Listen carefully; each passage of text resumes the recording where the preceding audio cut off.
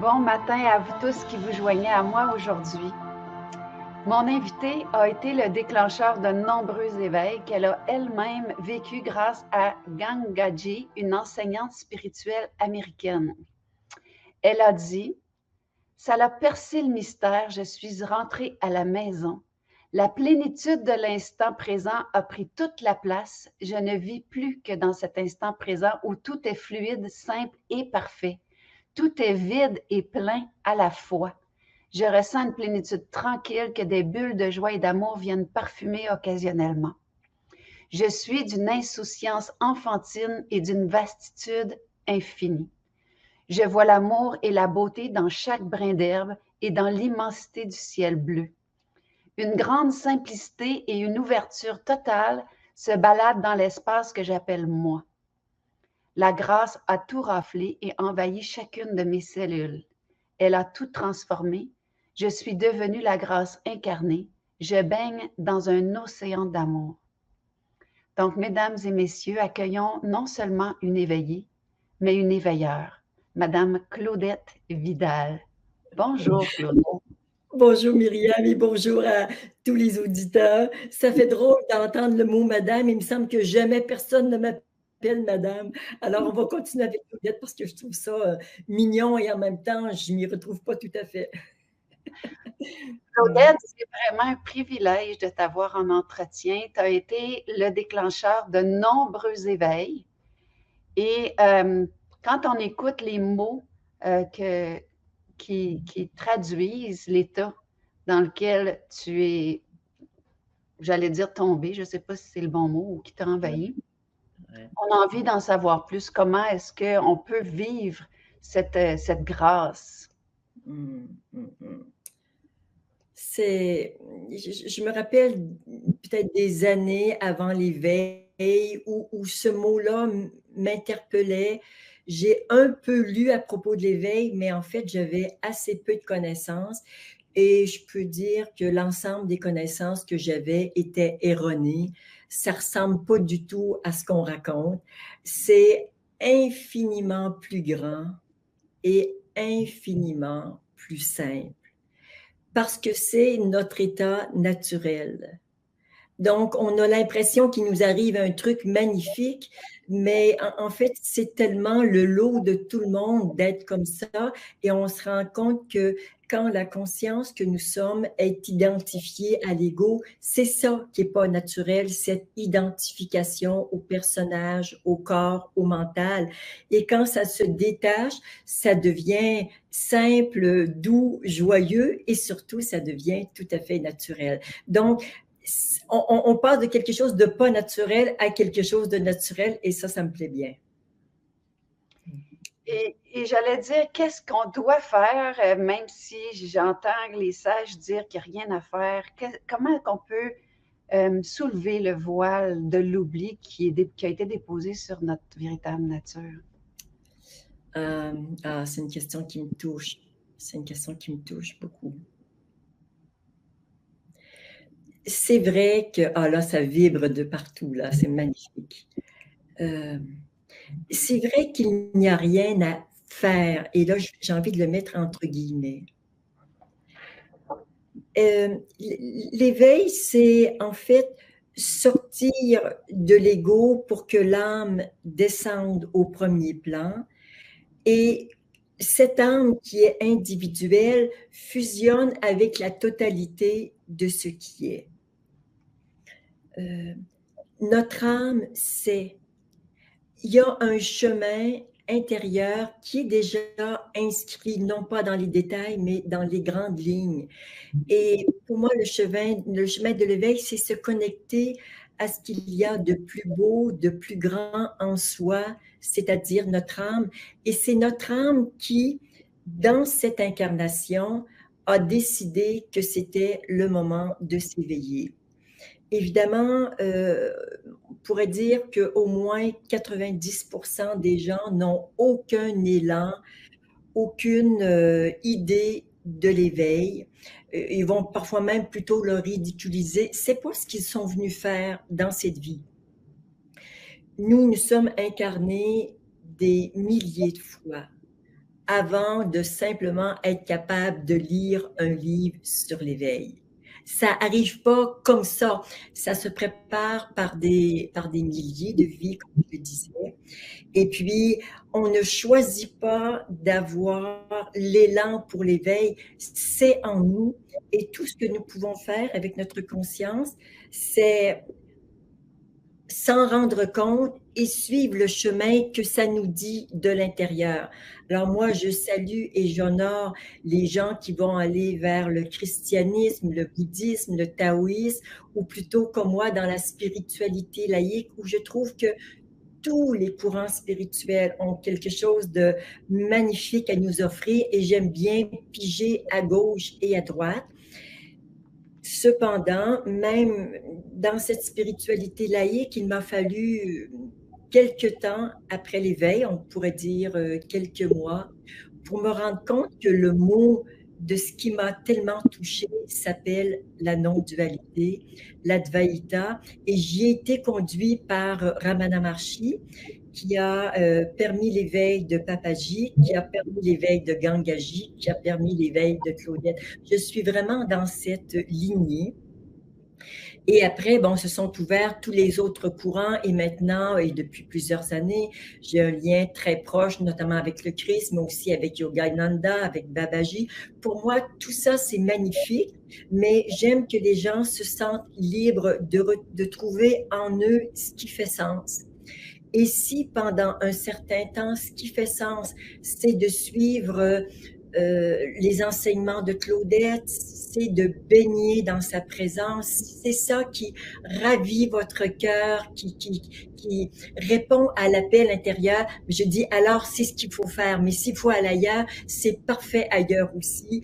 Moi, je porte une vibration et j'ai toujours senti que le mot amour, ben, quand on est amoureux, on est aimanté, il y a un amant et une amante, voilà, on est attiré et quand on entre en résonance avec quelqu'un parce qu'on a de l'amour et on se sent en confiance, c'est là que la grâce de l'éveil peut descendre et apporter les changements que nous avons tous.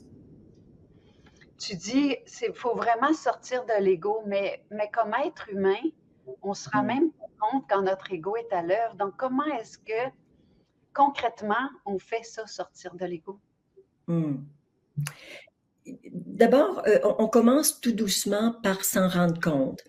Quand on est dans l'ego, il y a un sentiment moi qui est très prenant et très, très plein.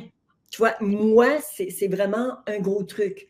Au moment de l'éveil, ce sentiment moi s'allège énormément et tout n'est pas fait. On va parler des étapes de l'éveil. Hein. Il y a le début de l'éveil, après, il y a bien sûr une continuité. Mais quand on sent un sentiment moi très prenant, qu'on a l'impression d'être l'acteur et l'auteur de nos actions, on est dans le faux. Et quand on est vraiment aussi dans la dualité, on est dans la souffrance et on veut aller mieux, c'est l'ego qui veut ça et il y a raison de vouloir aller mieux. Mais un chemin d'éveil, c'est pas un chemin pour aller mieux. Il y a le chemin des égos qu'on veut réparer pour se sentir mieux. Les thérapeutes font bien ça, le développement personnel fait très bien ça, mais avec l'éveil, on ne guérit pas l'ego, on se guérit de son ego. C'est-à-dire, on arrête de se vivre comme un personnage pour finalement se vivre comme un être infini, illimité et éternel. Donc, c'est vraiment un retour à la maison dans le souvenir qu'on n'a jamais été autre chose que la source de toute chose. C'est ça. Et même quand on est petit, tu vois, j'ai la chance d'avoir une petite fille là, qui a 1 an et demi. Elle est encore dans toute la pureté de son être. Et elle n'est pas encore devenue quelqu'un, mais je sens qu'avec les mois qui avancent, tu vois, son petit frère a 4 ans, Léon, et plus il avance, plus il devient quelqu'un. Vers l'âge de 5-6 ans, il va y avoir cet amalgame de lui et de lui la conscience avec le personnage. Et c'est reparti par un tour, ça va durer 20, 30, 50 ans. La plupart des gens meurent sans savoir qui ils sont. Mais pour plusieurs, je me rappelle que j'avais à l'intérieur de moi, je savais que je ne savais pas la vérité. Et je me rappelle quand une amie m'a proposé de regarder une vidéo de Gangaji. C'était en anglais et mon anglais n'était pas très bon à l'époque. Il n'est toujours pas très bon d'ailleurs, mais je m'en fous. Et j'écoutais pas ce qu'elle disait. Je savais que d'où elle parlait, c'était ça. Elle parlait à partir du silence. Wow. Et j'ai décidé qu'il me fallait la rencontrer. Je ne savais pas pourquoi, mais je savais que c'était un moment important, un moment divin. J'ai fait un stage avec elle de 3 ou 4 jours et le basculement s'est fait. Et elle dit dans ses textes, Gangaji, quand l'ouverture rencontre l'ouverture. J'étais prête.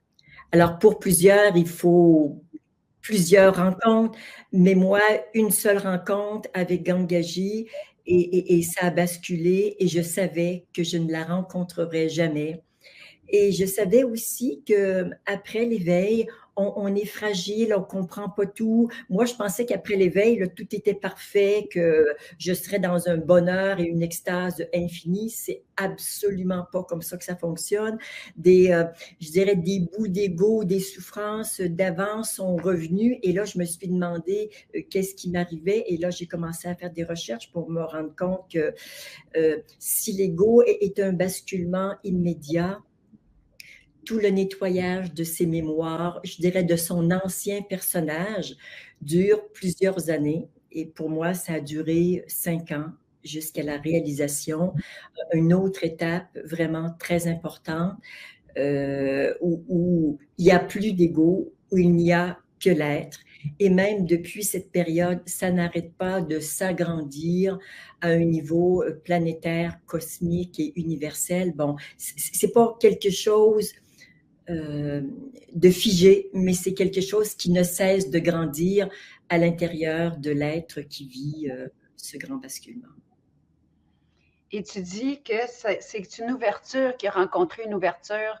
Je, Mm. je me mets à la place de plusieurs de nos auditeurs qui nous écoutent en ce moment et qui se disent, mais moi, je suis complètement ouvert, je veux vivre ça.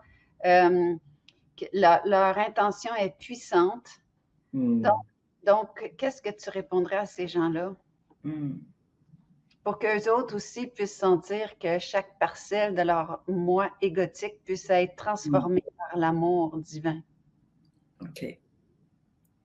Je prends quelques instants pour aller à l'intérieur de moi, chercher quelque chose de profond qui s'offre à travers moi pour contaminer le plus grand nombre de personnes possible. Pour que ces personnes qui sont dans cette ouverture et aussi qui sont prêtes à s'abandonner.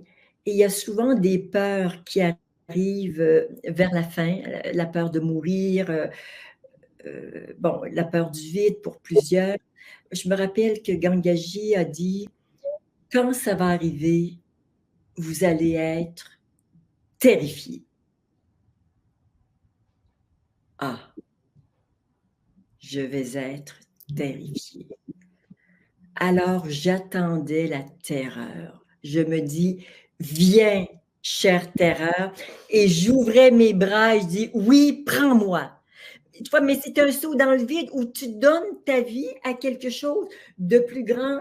Tu sais bien intellectuellement que c'est magnifique, mais tout à l'intérieur de toi dit non, non, non. Mais c'est là que la ferveur, l'intensité et le courage et cette capacité à faire face ont fait que j'ai ouvert mes bras et que j'ai dit oui, prends-moi.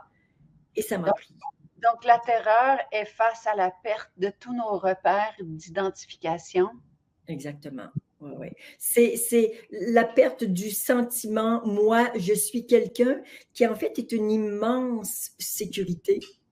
Mais là, il n'y a plus de sécurité, il y a ouverture, on ne sait pas ce qui va arriver et c'est faire face complètement à l'inconnu. Et après l'éveil, dès qu'on voudra retrouver le connu, la sécurité, ça va se refermer.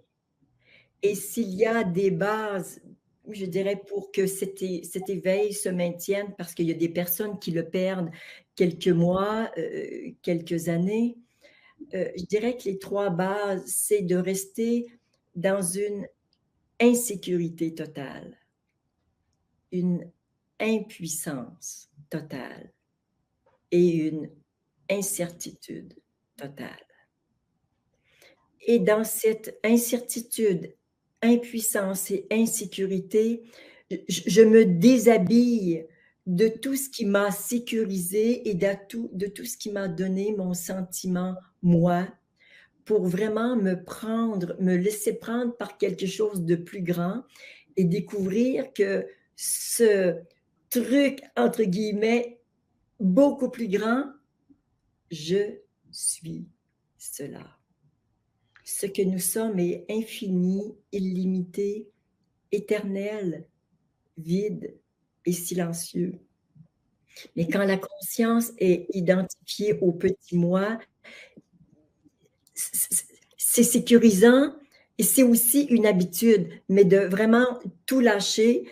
Oui, il y a des peurs qui peuvent venir et si vous êtes prêt, si vous avez lâché suffisamment de peur auparavant, eh bien, le moment arrive. Alors, parfois, il y a des moments d'ouverture qui vont durer quelques jours, quelques semaines, ça se referme, ça s'ouvre à nouveau. Alors, c'est ce qu'on appelle le premier réveil, la première étape, où il y a finalement des allers-retours, ça dure un certain temps, sauf pour les personnes qui, un peu comme moi, ont un éveil radical. Bon, ça a pris quelques semaines à complètement se stabiliser, mais après, ça n'est plus revenu en arrière. Et après, il y a le deuxième niveau qui est le non-retour.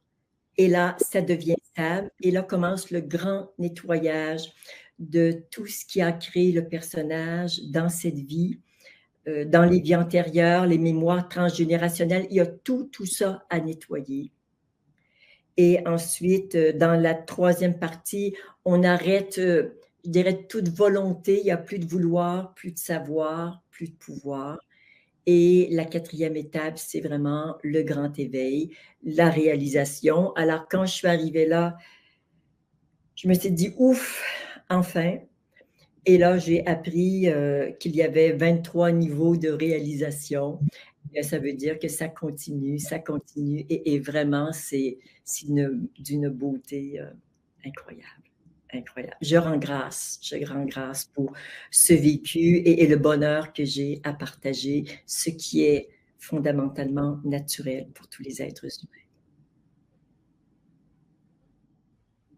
Présentement, on dit que c'est favorable à ça. L'humanité est un peu poussée au pied du mur.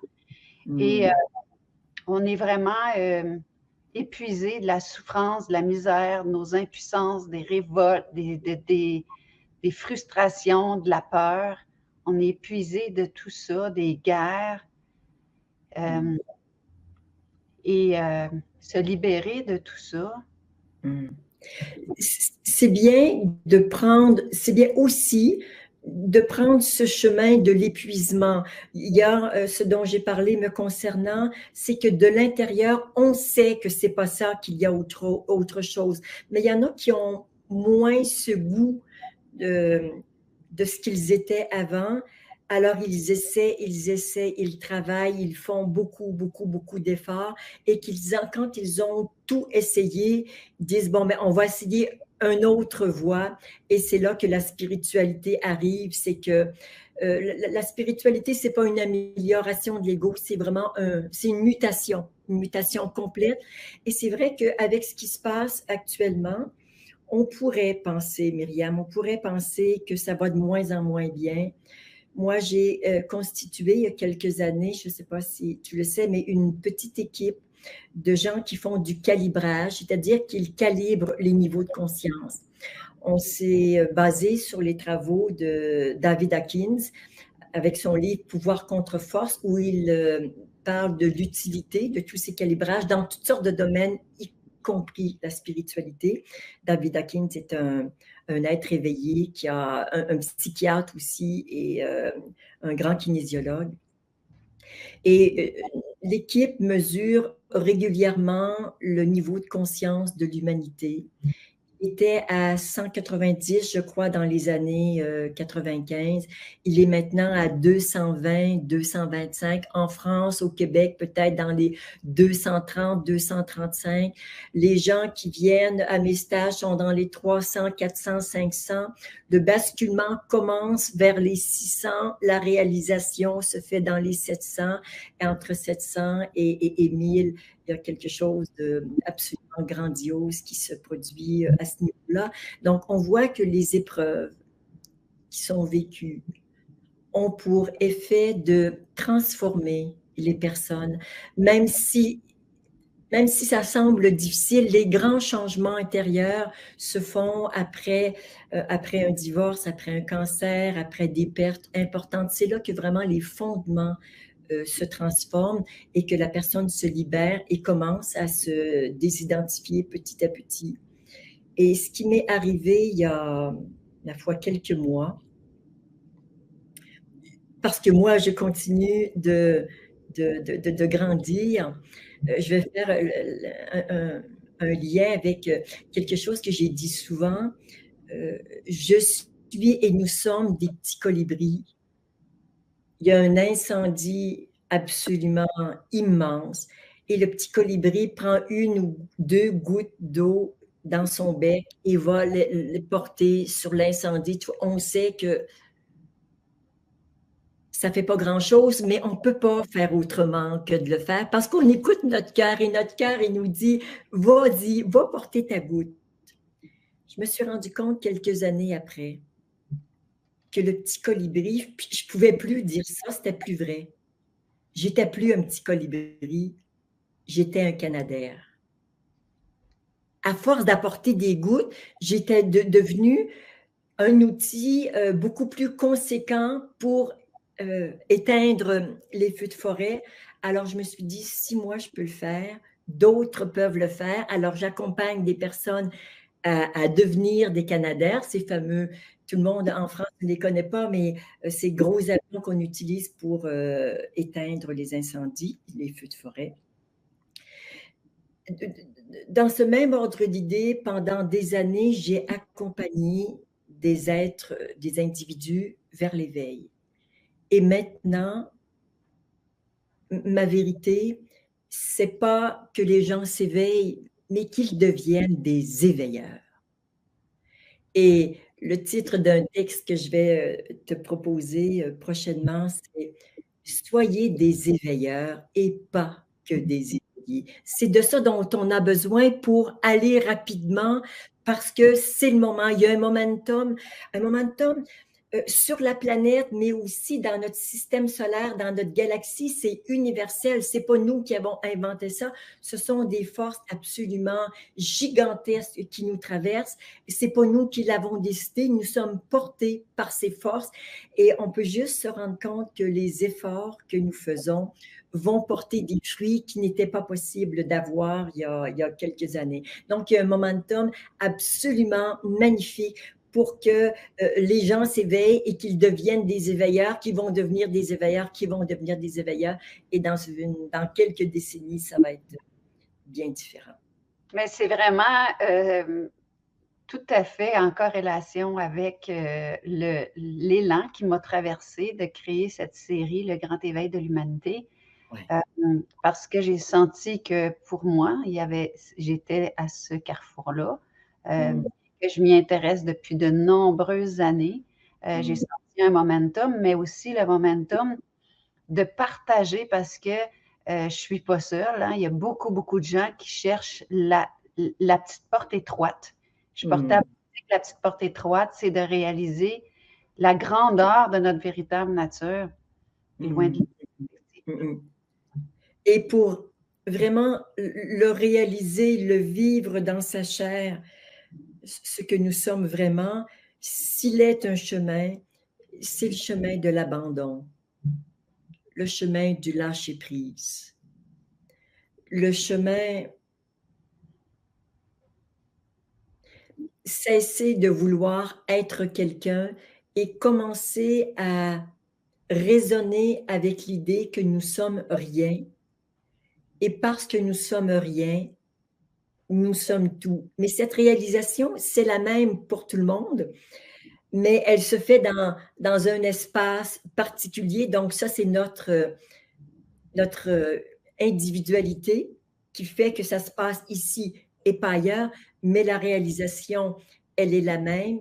Je suis rien et je suis tout. C'est l'ultime réalisation, mais qu'il faut des décennies et des décennies pour intégrer vraiment au niveau mental, au niveau émotionnel et au niveau cellulaire dans toutes les cellules de son corps, parce qu'on est programmé depuis des millénaires et on vit dans un monde qui est programmé. Donc, il ne suffit pas de dire « OK, je suis éveillé, c'est terminé ». J'ai toujours eu le sentiment que le vrai chemin spirituel commence après l'éveil. Avant, on se prépare. Après l'éveil, quand on est autour de 600, si je reprends l'échelle des niveaux de conscience de Hawkins, le vrai chemin spirituel, il se fait entre 600 et 1000, et c'est vers cette destination vraiment qu'on veut entraîner le plus de gens possible et que de plus en plus de gens sont intéressés et sont sérieux et surtout engagés sur ce chemin. Mais tu sais, quand je t'entends, tu sais, moi, bon, je fais des entrevues comme ça. Comment est-ce que je peux continuer à faire ce que je fais, poser des questions et de me dire que je dois me désidentifier de ce rôle-là qui est public? Comment qu'on fait ça, se désidentifier tout en continuant à faire ce qui est là par élan? OK. Alors, je me rappelle il y a quelques années, lors d'un satsang, une personne me disait qu'elle était plutôt bien dans sa vie, mais elle était infirmière. Et dès qu'elle mettait la main sur la poignée de porte à l'hôpital, l'infirmière arrivait. Et là, elle se prenait pour une infirmière. Et la suggestion que je lui ai faite, c'est que quand tu mets ta main sur la poignée de porte, il n'y a pas d'infirmière. Il y a, comme quand tu es avec tes enfants, une présence aimante, Wow. genre maman. Il y a ici une présence aimante, genre enseignante, mais pour les besoins de la situation. Dès que le micro est terminé, il n'y a plus d'enseignante.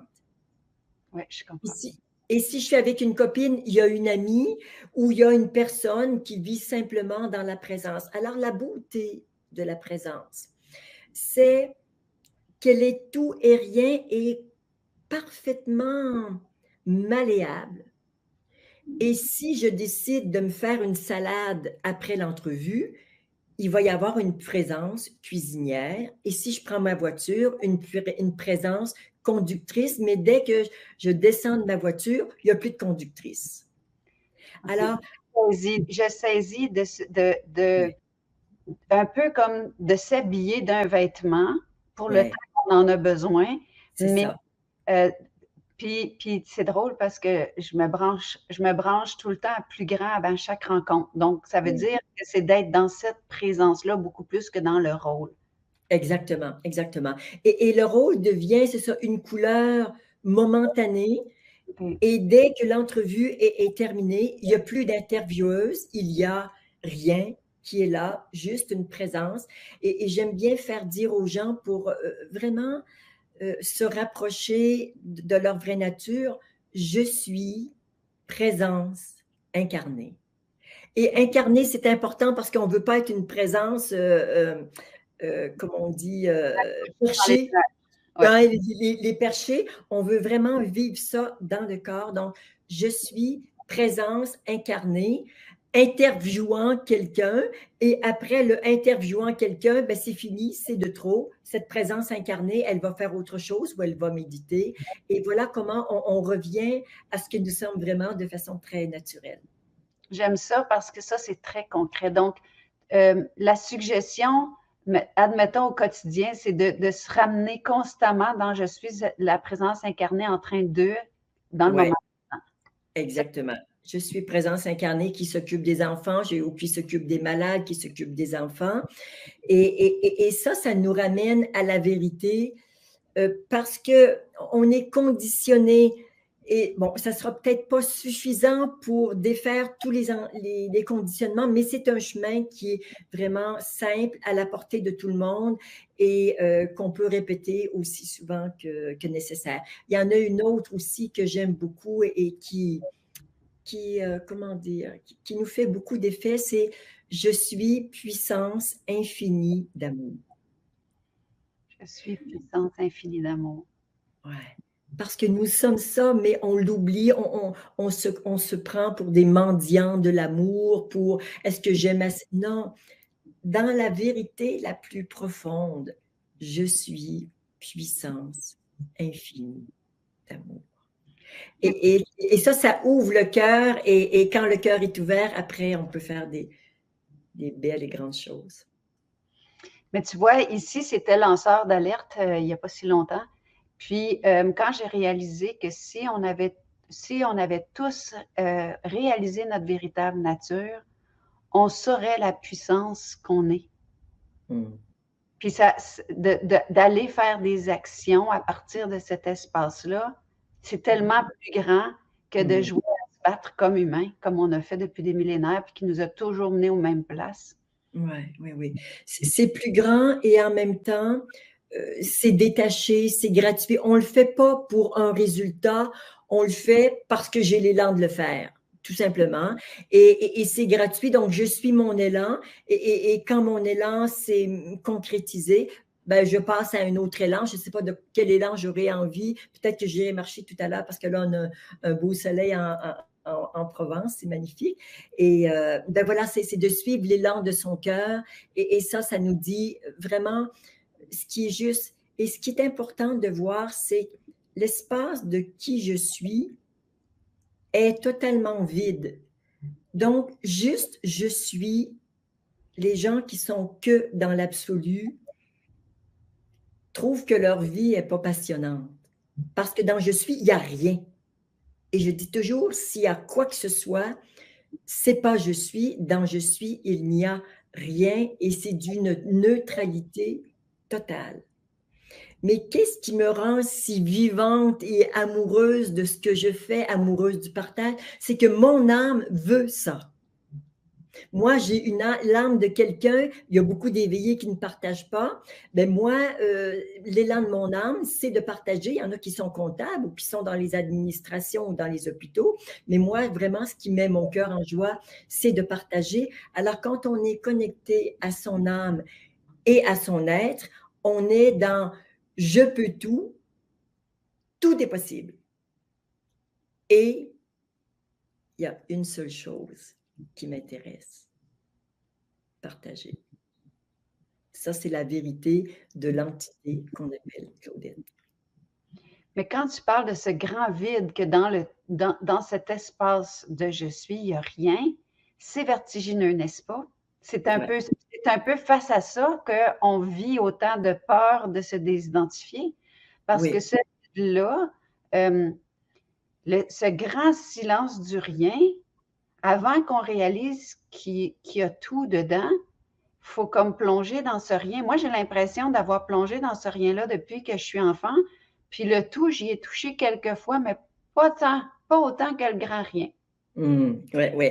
Et c'est vrai que la première étape, c'est vraiment le rien, mais être suffisamment désidentifié de toutes les petites identifications pour vraiment se vivre en tant que tout. D'abord, tout dans son environnement, mais tout on va dire au niveau planétaire, au niveau cosmique, au niveau universel. Bon, ben, ce sont des étapes qu'on franchit après l'éveil peu à peu, mais on commence par être rien et s'abandonner à ce rien sans reprendre le contrôle et juste écouter ce qui vient de l'intérieur et actualiser les élans intérieurs. Là, on peut dire qu'on est dans notre vérité et que cet éveil va continuer de grandir en soi inévitablement. Inévitablement. Est-ce que c'est possible? Oui, c'est vrai que ce saut dans le vide, il fait peur. Mais est-ce que c'est possible qu'il y ait des gens qui restent pris dans ce rien-là pendant très, très longtemps? Oui, oui, oui, oui. Et qu'est-ce Et, qui... ouais, et des gens particulièrement, j'en ai rencontré qui fuient leur humanité parce que c'est trop compliqué de vivre leur humanité.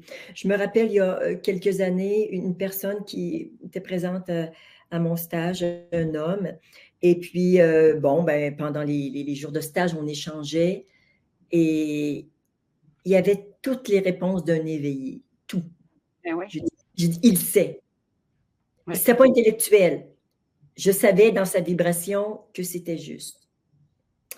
Mais il y avait un truc que je ne comprenais pas. Et je suis allée le voir au moment de la pause pour échanger en privé avec lui. Et il me dit, c'est un homme qui avait à peu près 65 ans, il me dit que sa femme avait décidé de mettre un terme à leur relation quelques mois auparavant. Et il avait beaucoup d'émotions. Et il ne voulait pas être embarrassé par ses émotions. Et il avait connu l'éveil auprès d'une personne qui n'avait aucune tendresse pour son humanité. Les humains, tout ce qui est humain, c'était mis du revers de la main, ça n'avait aucune valeur. Même ses disciples, à ce maître, lui apportaient son repas, jamais il disait merci parce que tout ce qui était humain, ça valait rien. Alors lui, il avait appris ça, donc son humanité, il ne la considérait pas.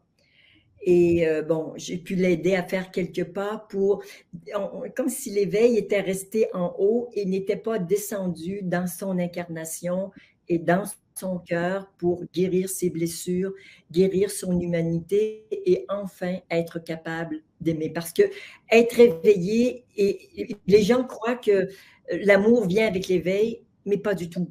Il y a des personnes qui ont le cœur très ouvert et qui ont moins de conscience et d'autres qui ont beaucoup de conscience, notamment en regard de qui elles sont, mais dont le cœur n'est pas ouvert. Donc, ce n'est pas forcément toujours égal et on a un travail à faire sur les deux suite à l'éveil. Puis la personne qui a toutes les connaissances d'éveil, mais qui sent son cœur fermé, qu'est-ce qu'elle peut faire pour que ça descende concrètement? D'abord, une personne qui a toutes les connaissances, parce que je reprends les mots que tu as dit, il y a une vidéo que j'ai faite il y a plusieurs années. Comment ça s'appelle? Je vais retrouver le titre tout à l'heure. Le monsieur en question s'appelait Daniel. Il est décédé il y a un an ou deux.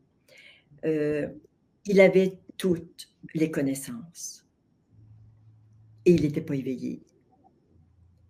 Et je l'ai regardé droit dans les yeux et je lui ai dit, toutes les connaissances que tu as, es-tu prêt à mettre ça à la poubelle pour vivre enfin ce que tu cherches depuis tout le temps? Il avait vraiment, vraiment confiance en moi. Il l'a fait. Il a dit oui. Ouais, ouais. Et c'est un moment sur la vidéo qui est... Je te donnerai le titre, c'est absolument magnifique. Il a dit oui et son espace s'est ouvert et son espace est resté ouvert les 7 ou 8 dernières années parce qu'il est mort, je crois, il y a un an ou deux. Donc, les connaissances, c'est plutôt accablant. C'est quand l'ego, dans les paroles que l'ego peut dire pour se rapprocher de la vérité, il y a « je ne sais rien, je ne veux rien, je ne peux rien ». Et quand l'ego accepte de démissionner et qu'il s'offre, qu'il s'abandonne à quelque chose de plus grand, il peut lui arriver quelque chose d'immense. Mais ces paroles-là, les gens devraient les dire et redire tous les jours. Je ne sais rien, je ne veux rien, je ne peux rien. Et là, je cesse de donner du pouvoir à l'ego et je me relie à quelque chose de beaucoup plus grand qui agit à travers moi. Et quand le basculement se produit, moi je dis toujours, on n'arrête pas d'avoir un ego, c'est juste qu'il se transforme, on n'a plus un ego séparé, mais on a un ego qui met son genou par terre et se met au service de l'âme et de l'être qui est devant lui. Et l'ego devient vraiment serviteur. Et parce que tu dis, je ne sais rien, je ne veux rien, je ne sais rien, je ne peux rien, mais en même temps, quand l'éveil se produit, on se rend compte que cela veut des choses au travers nous, ça sait tout et ça peut tout aussi. Exactement, exactement. Et là, le je veux qui est vraiment très personnel devient un ça veut, où j'ai l'élan, tu vois. Les mots changent, sinon la vibration change. Donc, on continue d'être actif, bien évidemment, et d'être passif aussi, mais ça part d'un autre endroit à l'intérieur de soi. C'est vrai que les mots sont portés à changer parce que ça va être beaucoup plus dans je, je ressens cela ou ici ça veut ça, cela me traverse. Oui. Il y a une période, il y a une jolie période où on parle à la troisième personne. Okay. Après, ça a tendance à passer à autre chose parce que dans les étapes après l'éveil, je dirais même après la réalisation, quand le moi est totalement réalisé, euh, le moi, mon Dieu, je vais essayer de le faire court. Je décris tout ça dans mon livre Créer sa vie. Toute la première partie, elle est consacrée à ce moi réalisé, qui est un moi avec un M majuscule, qui inclut tout. L'être, l'esprit, l'âme, l'ego, le corps, tout est inclus dans ce grand moi réalisé. Bon, ça, c'est la première chose. Quand cette étape est complétée, on arrive à un moi qui devient planétaire. Moi n'est plus à l'intérieur d'un petit corps, mais moi, l'humanité. Ensuite, moi devient le cosmos, l'univers et le divin. Ce sont les différentes étapes que l'on franchit. Donc, on a peu de mots en français pour nommer. C'est toujours moi, mais il faut juste savoir qu'est-ce qu'on veut dire quand on dit moi. Le moi change. Et la vibration, si on est un petit peu sensible, la vibration quand la personne dit moi n'est plus la même après quelques années qu'avant l'ego. Toi, tu as écrit un livre qui s'appelle Créer sa vie, c'est ça? Oui, c'est ça. Donc, alors, ça, c'est le Créer sa vie, c'est ah oui, le troisième que j'ai écrit, qui enseigne justement, qui montre comment créer sa vie, mais à partir de son être profond, même si la personne n'est pas éveillée, pour au moins avoir des pistes et le faire, même si c'est pas parfait tout le temps, mais en tout cas pour s'inscrire dans ce chemin-là. Le premier, c'est chemin d'éveil. Le deuxième, c'est voyage au cœur de soi. Et le troisième, créer sa vie. OK. Donc, tu as plusieurs ouvrages qu'on peut trouver sur le net. Oui, exactement. Exactement. Claudette, j'essaie toujours de prendre des petites questions du public parce que pendant que tu y es, au regard de l'éveil, qu'est-ce que la prière? Ah. Parce que si je suis la source de toute chose, je prie. Qui est-ce que je prie? Ouais. Parce que est-ce que le mouvement de prière ne devient pas un oubli du fait que je suis ce que je prie, en fait? Oui, c'est possible, mais pas forcément. Nous sommes des êtres humains. En tant qu'être, Je n'ai rien à prier. Quand j'ai réalisé ma vraie nature, je suis, il n'y a pas de prière. Je suis ce que je prie, en fait. Oui, mais Ouais. quand je viens dans mon humanité, si j'ai une journée difficile, si j'ai une douleur, si j'ai besoin de recevoir une grâce et que là, je suis dans mon humanité, là, je peux prier avec ferveur et avec humilité. Et très souvent, je prie des aspects de moi qui vont m'apporter ce que je demande, ou bien d'autres êtres qui sont plus élevés que moi, que ça peut être des saints, bon, qu'importe, même une personne qui a la possibilité de faire descendre la grâce pour une guérison, pour accomplir quelque chose de particulier. Donc, je trouve très beau la prière, mais quand on a réalisé sa vraie nature, elle est de moins en moins utile. OK. Je trouve ça très intéressant. L'âme au regard de l'éveil, c'est quoi l'âme? Est-ce que Ouais. c'est l'âme qui nous garde identifiés? Non. L'âme se réincarne plusieurs fois. On change de corps physique, mais c'est l'âme qui se réincarne et qui évolue. Est-ce qu'on Arrive, pourrait dire que l'âme, c'est comme le vaisseau d'incarnation? je ne mettrai pas ce mot-là.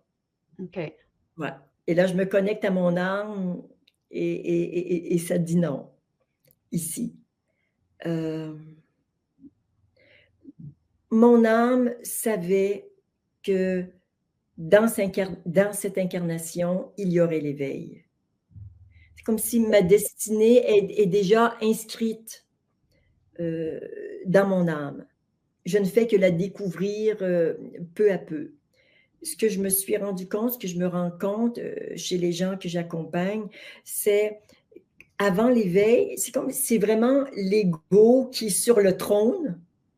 Et au moment de l'éveil, c'est l'âme et l'être. Mais entre l'âme et l'être, il n'y a pas de séparation. L'âme, c'est comme une énergie très spécifique. Mon âme est différente de la tienne, mais il y a pas, ça se marie avec l'infini.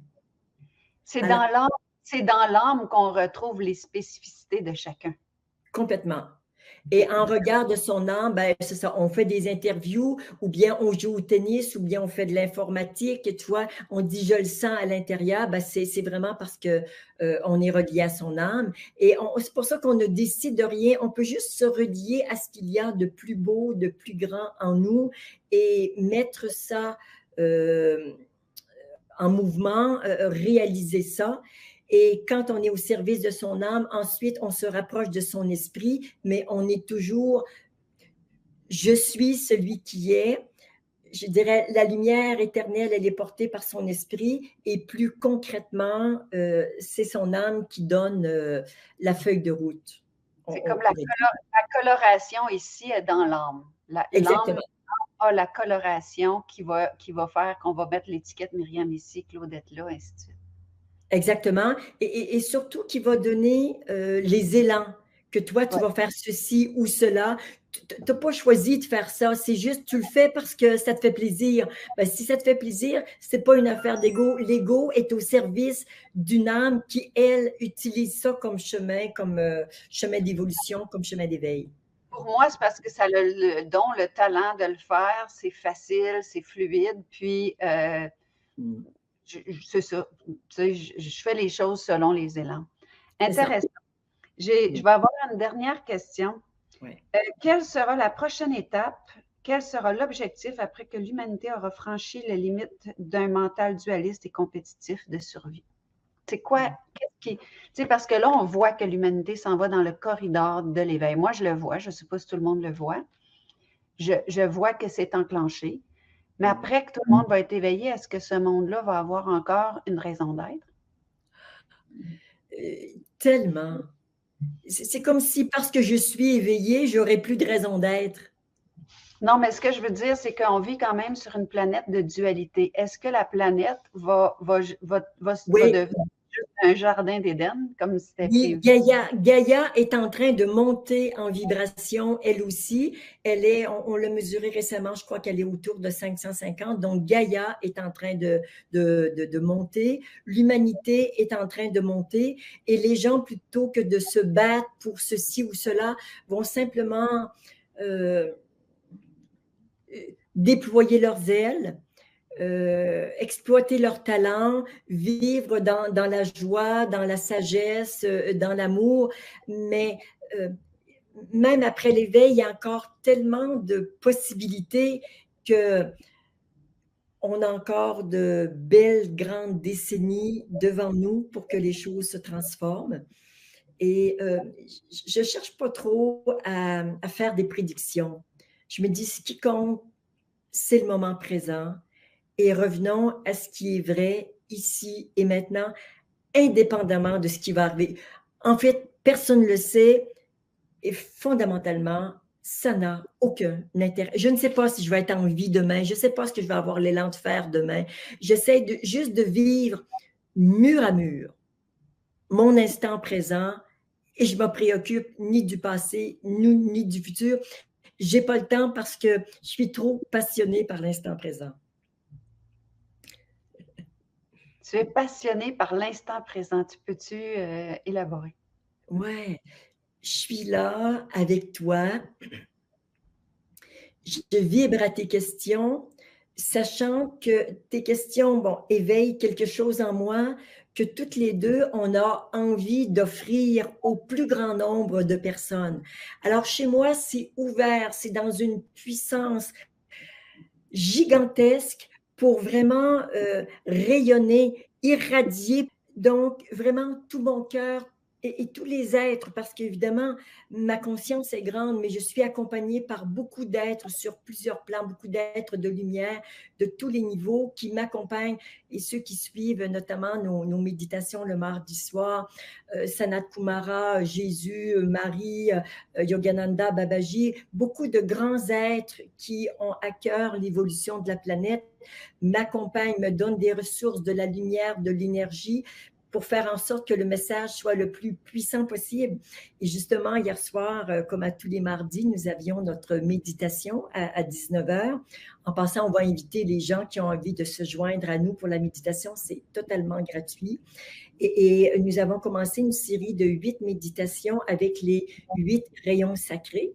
Oui. Et hier c'était le deuxième rayon, le rayon jaune de la joie, de la légèreté et de la sagesse. Les gens sortent de ces méditations transformés, même s'il y a les problèmes de la semaine qui vont arriver, mais le fait de se retrouver, oui, merci, c'est ça, c'est le lien. Pour la méditation, on clique sur inscription, vous recevez le code pour nous rejoindre sur Zoom et on médite, on est 250, 300 personnes et ceux qui ont la bonne idée de nous rejoindre toutes les semaines, leur vie se transforme, leur vie, parce qu'on a une puissance d'action quand on médite ensemble qui est absolument magnifique. Et bon, j'ai commencé, moi, les méditations suite au COVID, il y a à peu près 3 ans, et les gens apprécient vraiment ces rencontres hebdomadaires. Et on peut voir le replay des méditations sur les rayons ici. Donc, ça, c'est sur ton site qui s'appelle éveilspirituel.net. On peut voir ça, où est-ce qu'on voit ça? Éveilspirituel ici.net. Oui, c'est ça. Et quand on va dans vidéo, juste l'onglet, le 3e vidéo, c'est ça. Donc, toutes les vidéos sont là-dessus. D'ailleurs, la dernière, justement, j'étais habillée en jaune hier pour la méditation sur le rayon jaune. La semaine dernière, en bleu, il y a 2 vidéos pour l'intégration du rayon bleu, qui est le rayon de El Moria, de Melchisedec, un rayon de puissance, de pouvoir, et bon, etc. Donc, alors, il y a une recherche qui est un petit peu plus difficile à faire sur mon site, mais si vous allez sur ma chaîne YouTube, les gens vont, tu vas leur donner toutes les informations. Ils ont presque toutes les méditations depuis 2 ou 3 ans. J'ai mon ami François qui est présent dans les stages, qui vient croquer des morceaux de stages qu'on partage ensuite aux gens. Donc, sur ma chaîne YouTube, il y a, je ne sais pas, 400 ou 500 vidéos qui sont intéressantes. et qui Donc, peuvent soutenir ce travail. être présent à ce qui est la seule spiritualité. Donc, YouTube Claudette Vidal ici. Donc, Ouais. oui, le lien, il est en description dans les. Le lien, il est dans la description de notre rencontre. OK. OK. Alors, tu vois, j'ai tellement envie d'offrir. Bon, ensuite, bien sûr, il y a les stages, mais pour les stages, il y a un coût qui n'est pas énorme, mais un petit peu quand même. Mais alors, j'offre le maximum d'informations à travers justement des entrevues, les vidéos, les livres, les méditations, tout ça pour que le plus de gens puissent se rapprocher de leur vraie nature. Et force est de constater qu'il y a des grands changements qui se sont produits jusqu'à présent. Oui, et puis tu es quelqu'un qui est vraiment une référence dans le domaine parce qu'il y a plusieurs personnes qui se sont éveillées avec toi, dont Louise Robideau que j'ai interviewée plus tôt. Il y en a d'autres. Il y a plusieurs personnes qui me parlent de toi. Et on voit qu'il y a une puissance de présence qui est agissante, comme tu l'as mentionné. Et je suis contente que tu soulignes ça parce que moi ici, je vais te dire que c'est avec beaucoup de cette ferveur, mais aussi en contact avec cette puissance-là que l'élan de partager sur l'éveil est monté. Puis je le prends très à cœur. Je le prends très à cœur d'utiliser la visibilité qui est là pour, tu sais, je dis tout le temps, j'ai pas arrêté d'être une activiste, mais ma façon maintenant, c'est d'amener les gens dans cet étroit corridor, hein, parce que les grands maîtres l'ont dit qu'il y avait un étroit corridor où est-ce que il fallait passer par là. Oui. Et j'ai quelque chose qui m'a traversé l'esprit, là, mais ça vient. Oui, pour moi, quelques mois après l'éveil, je me rappelle d'un vendredi matin de mai. C'était écrit comme en lettres d'or, mais des lettres immenses. C'était la grâce de l'éveil. Et je savais que désormais, j'allais œuvrer pour cette grâce de l'éveil et ça ne s'est jamais démenti. Je n'ai jamais pu enlever. Je partage la grâce de l'éveil ou elle se partage à travers moi parce que je suis fait pour et je reçois tout ce qui est nécessaire pour ça. Quelqu'un m'a dit un jour, et c'est vrai, tous les éveillés ne font pas des éveillés. Il y en a qui les accompagnent pour faire quelque part, mais pour faire ce basculement, ce que Gangaji appelait le Sadguru, le gourou final, celui qui fait, qui accompagne le grand basculement, ben, c'est quelque chose qui m'est donné ou qui est posé dans cette forme qu'on appelle Claudette et qui se répand et qui se partage avec une joie vraiment immense. Tu dis sur ton site, ce que j'ai vécu n'est pas exceptionnel. Certains l'ont vécu avant moi, mais je rends grâce pour la joie d'accéder à cette connaissance essentielle et profonde. Chaque expérience mystique concourt vers la même vitalité, reconnaître qui je suis. Je rends grâce à l'insoutenable beauté de la vie et à l'étonnant miracle s'exprimant à chaque instant. La vie est une danse divine. L'infinie grandeur du soi est insaisissable et mystérieuse. Puissent nos yeux voir l'invisible et notre cœur accueillir son témoignage. Que la grâce guide les pas de tous les hommes. Je ne sais pas pourquoi, j'ai une grosse émotion qui monte. Ouais, moi aussi, je trouve ça beau. Je me rappelle absolument pas d'avoir écrit ça, mais c'est tellement la vérité, c'est tellement vibrant, tellement lumineux. Et si ça peut vraiment inspirer des personnes et de continuer de marcher sur ce chemin, être dans la vérité à chaque instant, ben voilà, ce que nous souhaitons le plus, être simplement qui nous sommes, est à nos portes. Quand tu dis c'est à nos portes, j'ai envie de dire Amen. Et puis qu'on puisse tous et chacun de ceux qui nous écoutent, parce qu'il y a beaucoup d'êtres qui nous écoutent, qui sont des êtres qui ont énormément de sincérité dans leur cœur. Donc, j'envoie en leur direction cette grâce, que se découvre l'insoutenable beauté de la vie et l'étonnant miracle s'inspirant à chaque instant. Claudette, ça fait déjà 1 heure qu'on est ensemble. Je te laisse le mot de la fin. Je t'aime, Myriam. J'aime qui tu es. Et une personne qui porte et vibre à ce qu'il y a ici, a besoin de toi pour que le message se répande. Merci de faire ce divin et lumineux travail. Je souhaite que ta conscience s'éveille et je reste bien sûr en contact avec toi, en contact intime. Nous allons certainement nous revoir et nous reparler. Ces moments sont trop précieux. Nous voulons les multiplier avec toi et avec le plus grand nombre de personnes. Gratitude infinie de ta présence. Merci d'être l'éveilleur qu'on a tant besoin en ce monde. Un éveilleur d'éveilleurs maintenant. Ouais. Merci Claudette. À très bientôt. Du cœur.